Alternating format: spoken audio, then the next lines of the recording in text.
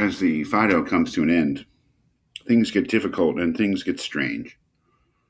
If you look at the very end of the dialogue, it's the strange part, and that is that this myth that Socrates tells just before he drinks the poison about the other world, about what it's like, where people go, and it's in itself quite beautiful, but it's a myth, and it's interesting that after this rational inquiry, where what Socrates is trying to do is to come up with a rational answer about whether there's life after death, about whether the soul is immortal, not relying upon stories, not relying upon religious faith of any sort, belief in the stories of Greek religion, but based entirely on reason.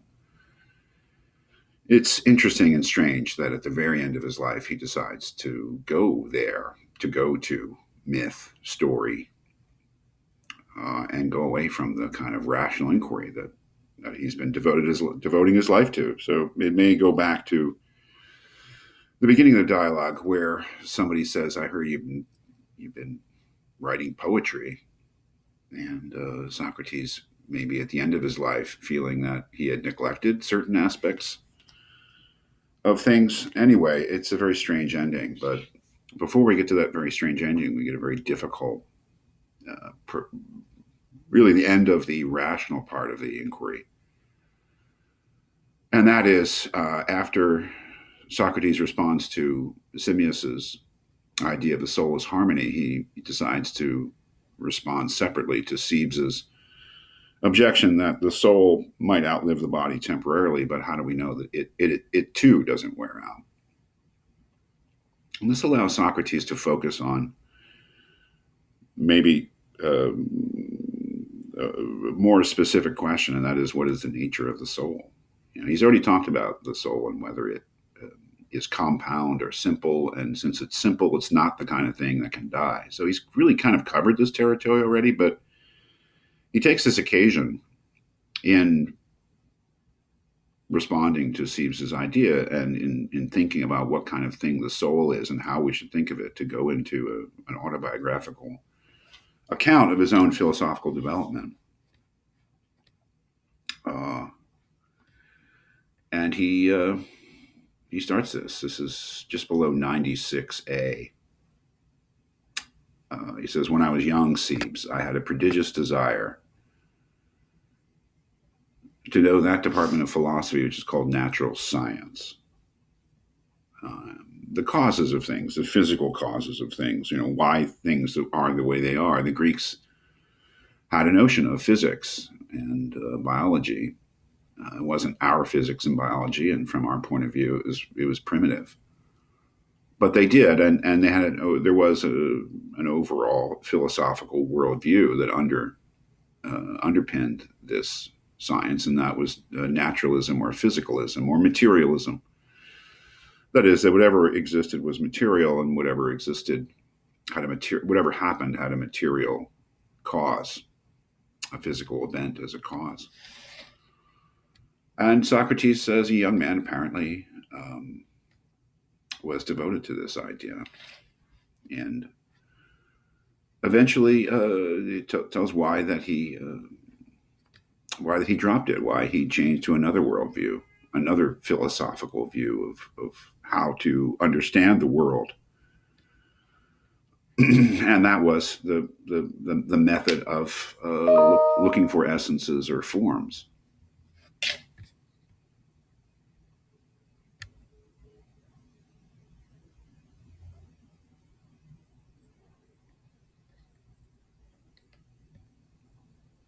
And perhaps the most dramatic part of this autobiographical section is what he says here, just above 99E.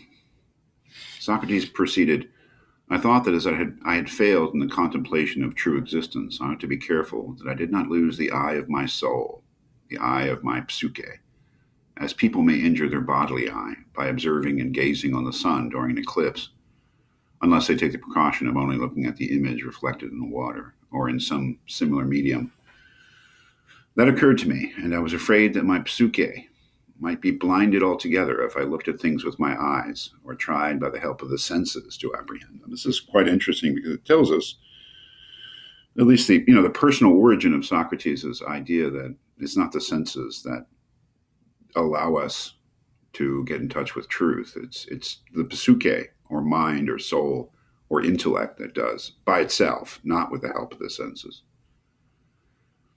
And I thought that I had better have recourse to ideas and seek in them the truths of existence. That is, if we're going to understand the world, it'll be by understanding concepts and ideas rather than physical things and the things that we can know through our senses. I dare say that the simile is not perfect, for I am very far from admitting that he who contemplates existence through the medium of ideas sees them only as an image, any more than he who sees them in their working and effects. However, this was the method which I adopted. I first assumed some principle which I judged to be the strongest, and then I affirmed as true whatever seemed to agree with this, whether relating to the cause or to anything else, and that which disagreed I regarded as untrue. It's a certain method for understanding things, and it is important and interesting just to understand Plato and Socrates in general and why they had the philosophical outlook that they did. But it is also a prelude to his final argument, you might say, or inquiry into the immortality of the soul, because he's sort of laying out how he understands the soul. That is, he understands the soul not that the way to understand the soul is not as a physical thing in nature, but rather to understand it through its essence, through the ideas. For instance, here's an example that he sets up about beauty. Like, what is it that makes something beautiful? Now, we could approach that in many different ways. We could look at the details of a painting or a sculpture or a landscape, and we could think about the particular things, the brushstrokes, the composition, the colors. But that's not Socrates' way, right? He says, I know nothing and can understand nothing of any of those wise causes which are alleged. And if a person says to me that the bloom of color or form or anything else of that sort is a source of beauty, I leave all that, which is only confusing to me, and simply and singly and perhaps foolishly hold and am assured in my own mind that nothing makes a thing beautiful but the presence and participation of beauty. Which may seem like a silly answer. What is it that makes that painting beautiful? Oh, beauty. But that's Socrates' answer, and he's not afraid of seeming stupid or silly. He thinks that's the best answer. And that is that whatever makes any particular thing beautiful is the presence of beauty in it.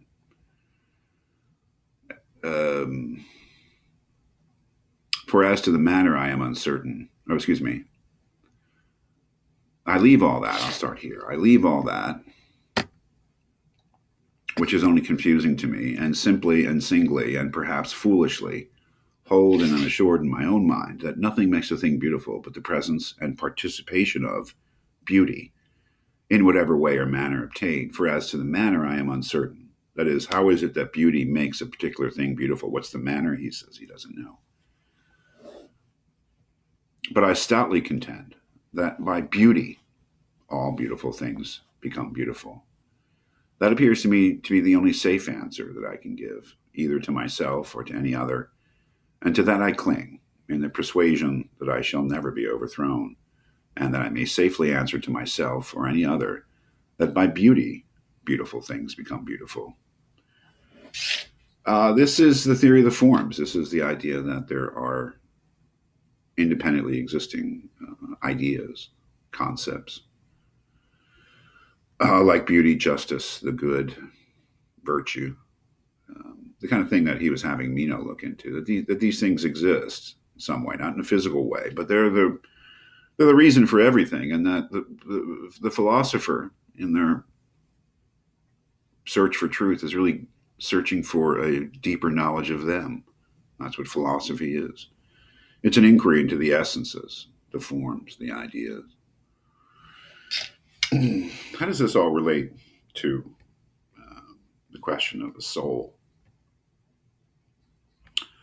Um, well, after talking about the great and the small, and then talking about the odd and the even and the number three and things like that, warmth and cold. This is all preparation for a characterization of what psyche is, what the soul is.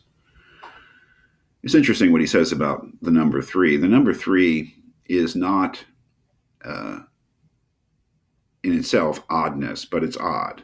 That is part of what it is. Essentially, is that it's odd.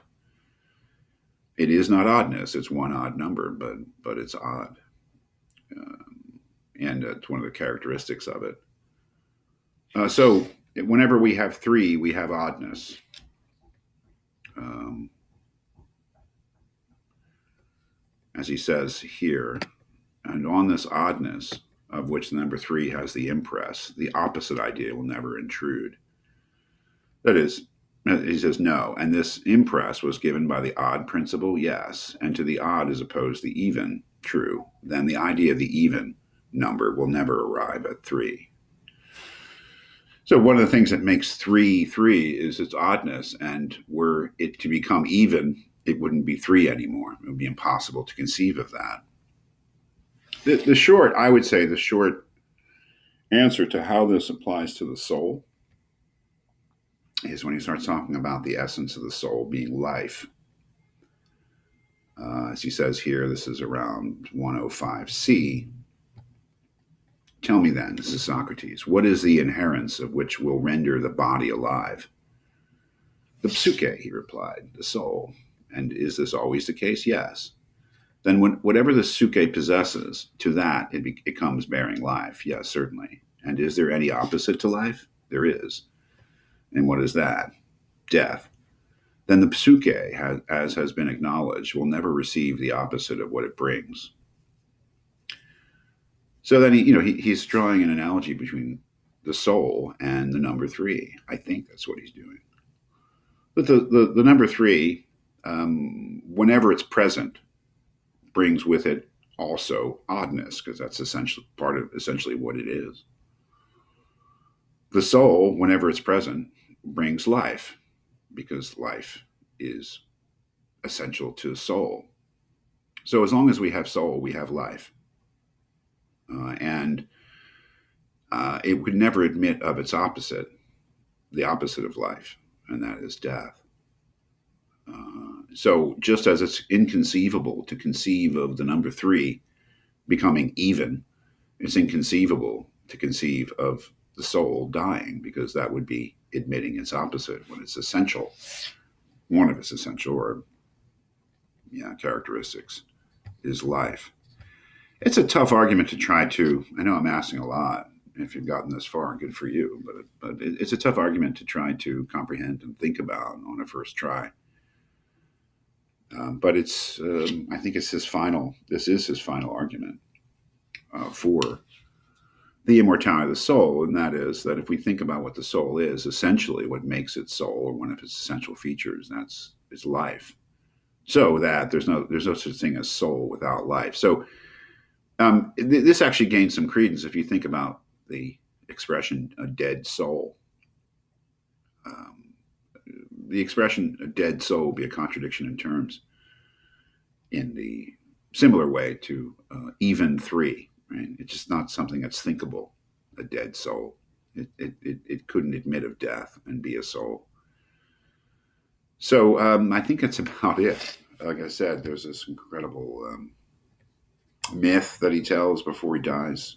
He says he's like the swan that knows it'll die, and then we have his actual death at the end, where he takes the poison. It's the Phaedo is very challenging philosophically to follow all the arguments, but it's maybe one of the two or three Platonic dialogues which is so rich, not only in philosophical rational inquiry, but also in drama. It couldn't be more dramatic, because he's about to die and does die at the end as part of what Phaedo narrates. He narrates this whole conversation,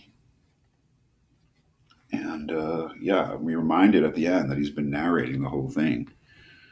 Such was the end, Echecrates, of our comrade, and we may say about him that he was, in his time, the best of all men we ever encountered, and the most intelligent and most just.